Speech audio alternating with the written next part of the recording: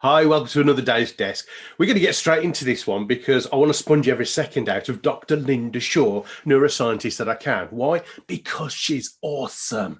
She's an expert and a specialist in the art and science of change. We're going to love this. Lynda, welcome to the call. Good morning. How are you? I'm good. How are you? Yeah. Chipper, positively chipper this morning. Been looking forward to this one because I love your work. Just love your work. So let's kick off with a right kick between the nuts, if I can, and explode for us, if you will, a couple of the common myths that's talked about in the pubs up and down the country, or in the front rooms as they use these today, around neuroscience and the brain. Let's just explode a few for us, if you will. I will be delighted to. My colleagues and I get really rather lathered up about the, should we call it neuro nonsense that's out there? And the thing is, if people are going to talk about neuroscience, are going to talk about the brain, they need to talk about it with correctly.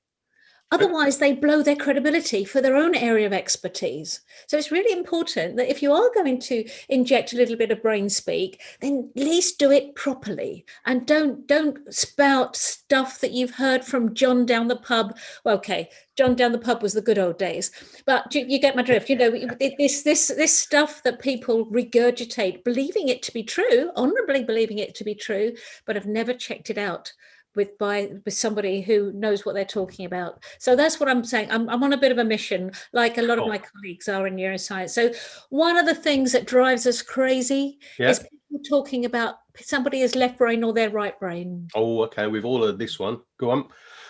No. Stop it. Stop it.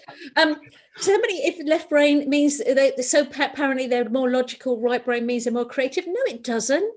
It's exactly it. The brain is far more complicated than that. Both hemispheres work together all of the time. Some specialize in a certain area more than others, but nevertheless, we are using both sides of our brain at the same time. And we can't say somebody is more left brain, therefore they're logical, or they're right brain, therefore they're creative. It's like saying they're Mickey Mouse and Donald Duck. It doesn't mean anything. It means absolutely nothing. So please stop that one. Okay. And is it true that there are different parts, sections, or lobes of the brain that are particularly leaning towards certain skills, be it creative or analytical?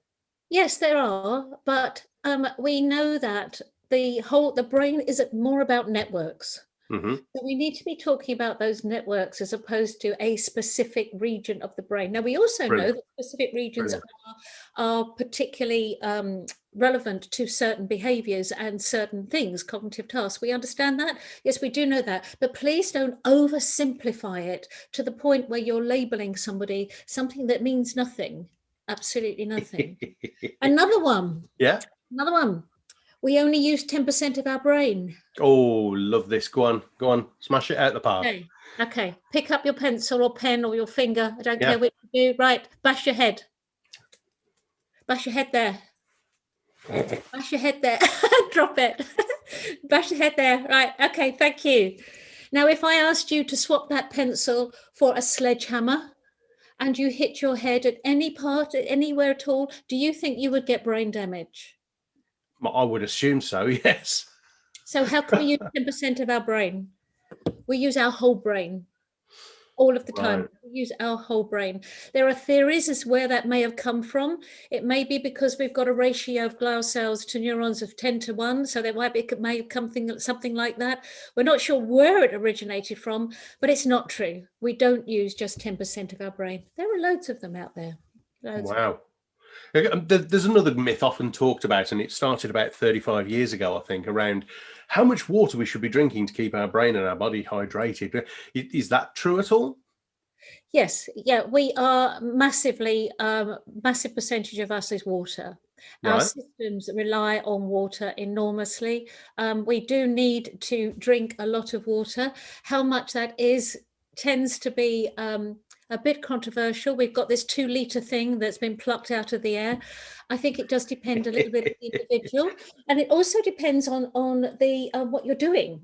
Levels of activity and such, yeah. Yeah, there's a lot. But the thing is, they do say that if we wait till we're thirsty, then it's too late. And of course, I don't know about you guys, but I'm sitting in front of a screen an awful lot. You can forget to drink water.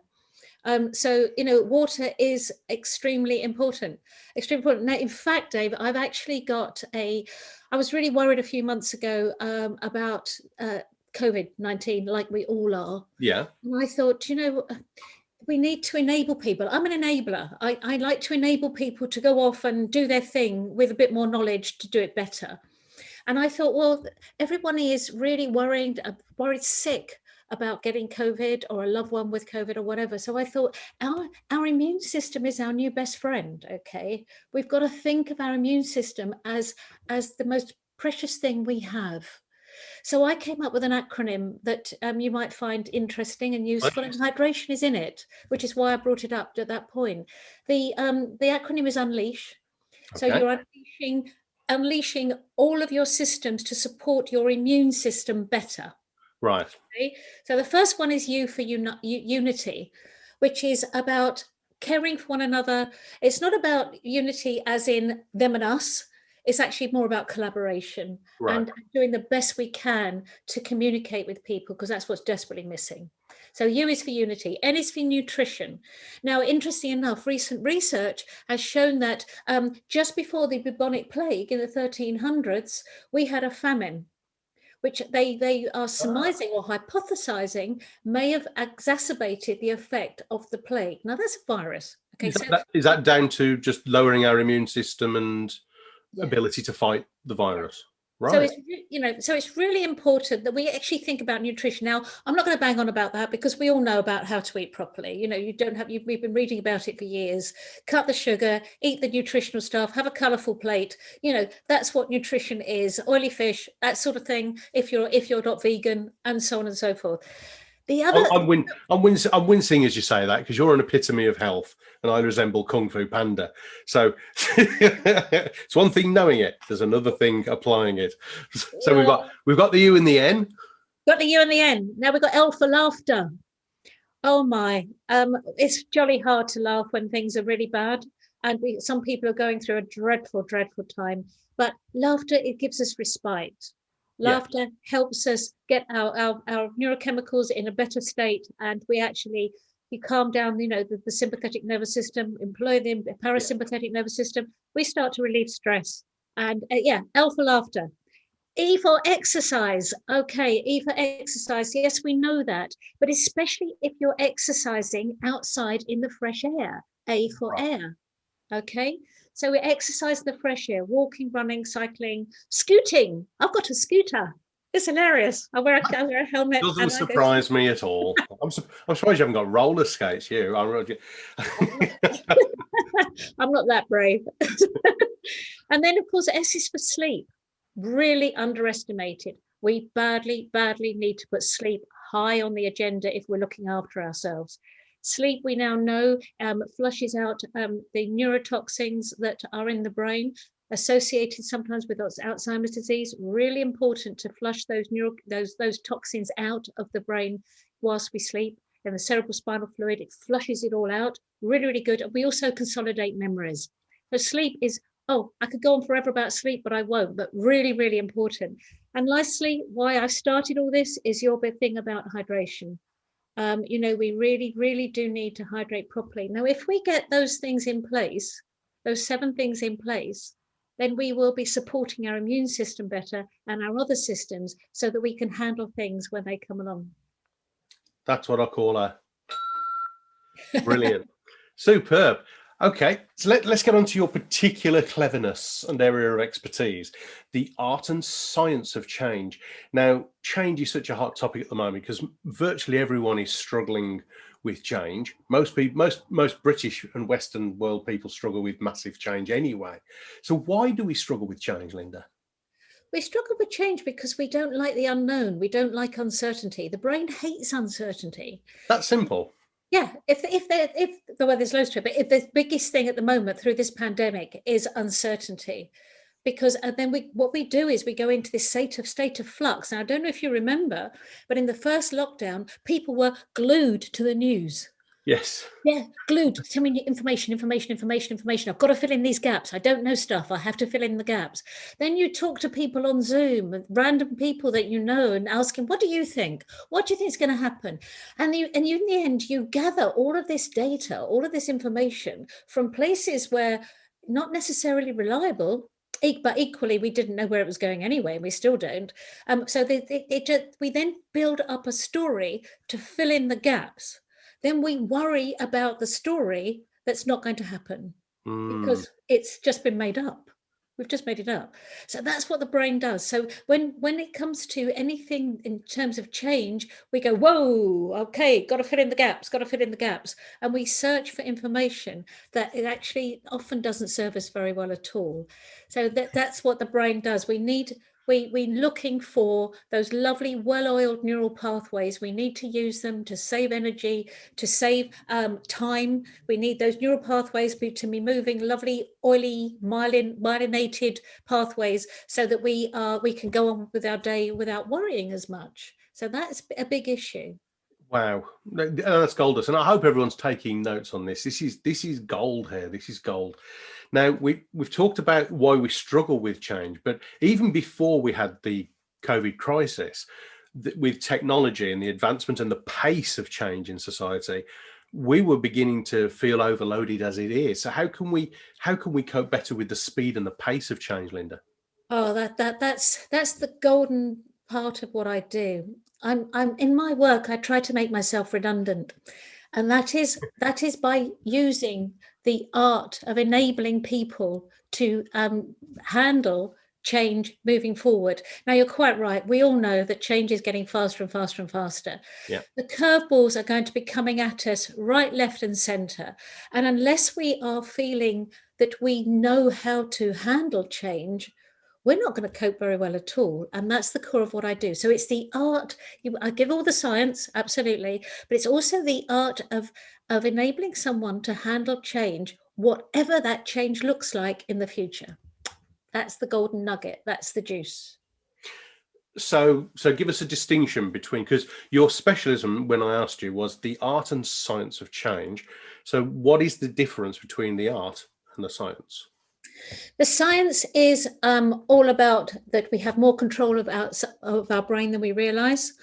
For instance, we can control our habitual responses far better than we realize. They're soft-wired. They are not hardwired, which means we can change. So the science is, I enable people to understand certain things about the brain so that they can handle change that way. And they feel that they're in more control of their destiny. We won't be in control of everything because that's pointless and be dangerous. Fight or flight response, all of that, we are not getting control of that, and quite rightly so. But we're in more control than we realize. Now, the art is actually being willing to embrace that, because you now have the knowledge to go forward with it and to trust that process. Right. That is the art. That is the thing that helps people feel autonomous and feel in more control of their destiny, to be in charge of their lives a bit more and their business. Okay, I'm learning a lot today, and not as much as I learnt on your course, by the way, because normally I allow guests to give their website and mention their book. By the way, Dr. Lynda Shaw's book, absolutely superb, really simple, really easy, large print suits me, pictures as well, make it good reading. It's called Your Brain is Boss by Dr. Lynda Shaw. It's one of the few books that I've finished in many years. That is possibly the biggest compliment I can pay you, Lynda. I'm very thinly read. Some people are widely read. As Eddie Izzard says, I'm thinly read. But your course, you've got this online course, and I'll be honest with you, and you are very honest about this as well. The first session is hard work. After that, actually, it's just jaw-droppingly fascinating and engaging. So for all of the pub neuroscientists in the room, I read this thing in a magazine, a scientist says, or a survey, why don't you replace it with Dr. Lynda Shaw, neuroscientist, a specialist in the art of science, says, by listening to what Lynda says. Lynda, in a nutshell, tell us about the course. The course, it's the Neuroscience Professional Development Program. It's a 6-week program online, but it's the most personalized online program there probably is, because there's loads of me in it. There's loads of videos, but I interject them with group calls, and we never have more than 10 or 12 people on the call at any one time. So it's very personalized, and I make sure that everybody gets the neuroscience they need for their specific life, their specific world, their specific business. So it's very much geared up to using neuroscience in business. But of course, you will use neuroscience everywhere, in every part of your life anyway. Once you know it, and you'll apply it to all sorts. So it's a very practical program, and I've been running it for some time now, and loads of people keep saying, "What next? What next? What's next?" I've got something really exciting. I am launching on Friday. That's tomorrow, isn't it? 12th of February. I'm launching the Learning Lab, which is a monthly membership program for people who want to deep dive into a topic on neuroscience, and then use that call to actually work out how to use it again for their own sake. And there's loads of other things to support that, lots of latest research, lots of emailing, lots of a resource, loads going on. It's very exciting. Super. So if there is a website, how can people get hold of you and find out about this stuff? Yeah, drlyndashaw.com, DRLYNDASHAW. Rubbish name, isn't it? I have to spell it every time. It's better than Hyner. You wouldn't believe what I get spelled as. You probably would. So to leave us, if you will, Lynda, you've been so generous. Thank you. What is the one thing that you tell everyone to do, that if we did it consistently would enable us to cope with change better, think better? What would it be? I think if I'm going to come up with a little soundbite for you, I would say your DNA is not your destiny. That we are. Is this nature nurture thing? Yeah, part of that, a lot of things influence the brain and our health, and it's not just our DNA and our genetics.